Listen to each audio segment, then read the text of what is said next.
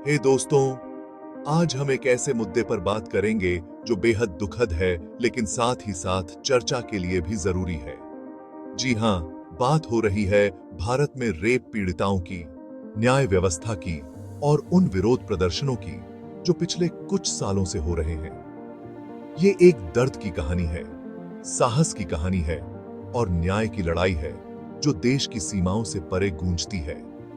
भारत में दुर्भाग्य से हर साल बहुत बड़ी संख्या में रेप के मामले सामने आते हैं। अक्सर सड़कें गुस्से और दुहक से भरी होती हैं, क्योंकि लोग पीड़िताओं के लिए न्याय की मांग करते हैं। 2012 का निर्भया केस हमारी यादों में ताजा है, जहां दिल्ली में एक युवती के साथ बर्बरता की गई थी। इस घटना ने पूरे देश में विरोध प्रदर्शन शुरू कर दिए और इस मुद्दे को सुर्खियों में ला दिया। लेकिन बात यह है कि हंगामे और जल्द न्याय के वादों के बावजूद पीड़िताओं के लिए ये सफर अभी भी अंतहीन संघर्षों से भरा हुआ है। हाल ही में कोलकाता में एक डॉक्टर के साथ हुए बलात्कार के मामले ने फिर से देश को झकझोर कर रख दिया है। इस मामले में भी न्याय की मांग के लिए लोग सड़कों पर उतर आए हैं और कानूनी प्रक्रिया की धीमी गति पर सवाल उठाए जा रहे हैं। कोलकाता के इस केस ने एक बार फिर से यह साबित कर दिया है कि न्याय की लड़ाई अभी भी जारी है और हमें मिलकर इसे लड़ना होगा।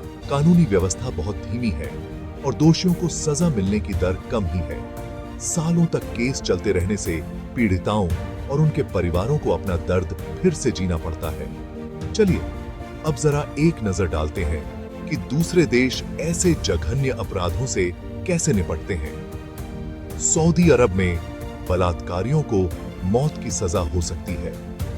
दूसरी तरफ स्वीडन में कंसेंट पर बहुत जोर दिया जाता है और उनके कानून कड़े हैं, अपराधियों के लिए भारी सजा के साथ।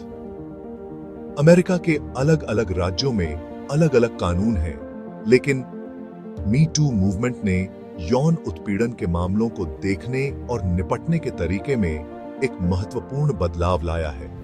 हर देश का इन अपराधों से निपटने का अपना तरीका है, लेकिन सब में एक समान बात है और वो है पीड़िताओं के लिए न्याय और सुरक्षा की खोज। तो भारत इन देशों से क्या सीख सकता है? सबसे पहले तेज मुकदमे चलाना जरूरी है, खास तौर पर यौन उत्पीड़न के मामलों के लिए फास्ट ट्रैक कोर्ट से बहुत बड़ा फर्क पड़ सकता है। दूसरी बात, पीड़िताओं के लिए एक मजबूत सपोर्ट सिस्टम जिसमें काउंसलिंग और लीगल एड शामिल है, वो कानूनी पेचीदगियों को समझने में उनकी मदद कर सकता है। तीसरा, एजुकेशन और अवेयरनेस कैंपेन्स लिंग और कंसेंट के प्रति सामाजिक दृष्टिकोण को बदलने में अहम भूमिका निभा सकते हैं। बात है पूरे देश की सोच को बदलने की, एक कदम एक समय में। लेकिन ये सिर्फ कानूनों और नीतियों के बारे में नहीं है, ये लोगों की ताकत के बारे में है। विरोध प्रदर्शन, कैंडल लाइट मार्च और न्याय की मांग करने वाली आवाजें भारतीय समुदाय की ताकत और लचीलेपन का प्रमाण है। इस अन्याय के खिलाफ उठाई गई हर आवाज व्यवस्था को बदलने के लिए सामूहिक दबाव बढ़ाती है। तो आप क्या कर सकते हैं?